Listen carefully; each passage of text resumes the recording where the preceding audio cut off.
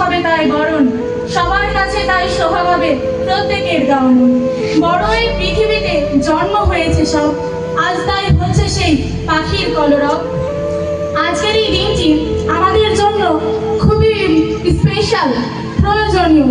আমাদের নবীনবরণ এবং বিদায় অনুষ্ঠান। উক্ত এই অনুষ্ঠানে উপস্থিত আছেন বিশেষ অতিথি হিসাবে ধানখোলা মাধ্যমিক বিদ্যালয়ের জনাব রকুনুজ্জামান স্যার এবং কুমিল্লা মাধ্যমিক বিদ্যালয়ের নবীনবরণ এবং বিদায় অনুষ্ঠান আয়োজন করা হয়েছে। প্রতি বছরের ন্যায় এই বছরেও নবীনদের বরণ করে নেওয়ার উদ্দেশ্যে আয়োজনটি করা হয়েছে।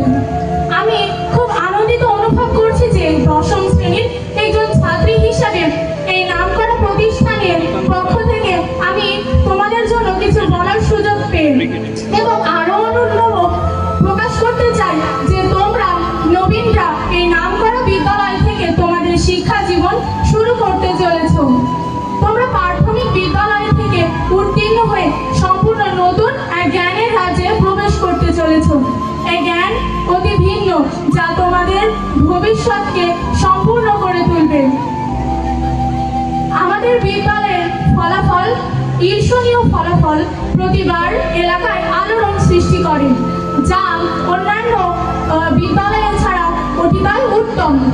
আমি আশা করি আমার বড় ভাই এবং বোনেরা বিদায়ী ব্যাচরা আগের চেয়ে অনেক বেশি উন্নত ফলাফল নিয়ে আমাদের উৎসাহ প্রদান করবে, যাতে আমরাও তাদের পথ অনুসরণ করে এই কৃতকার্য উত্তম করতে পারি।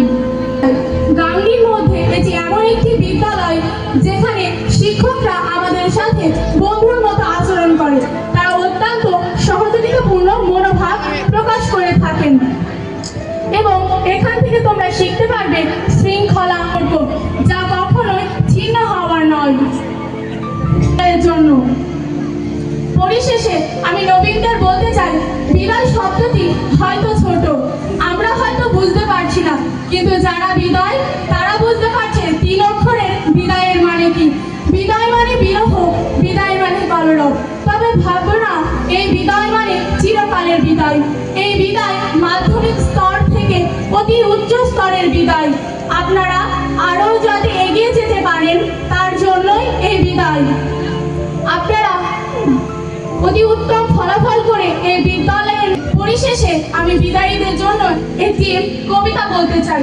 বিদায় বেলায় বিরহ ব্যথা কাতর হয়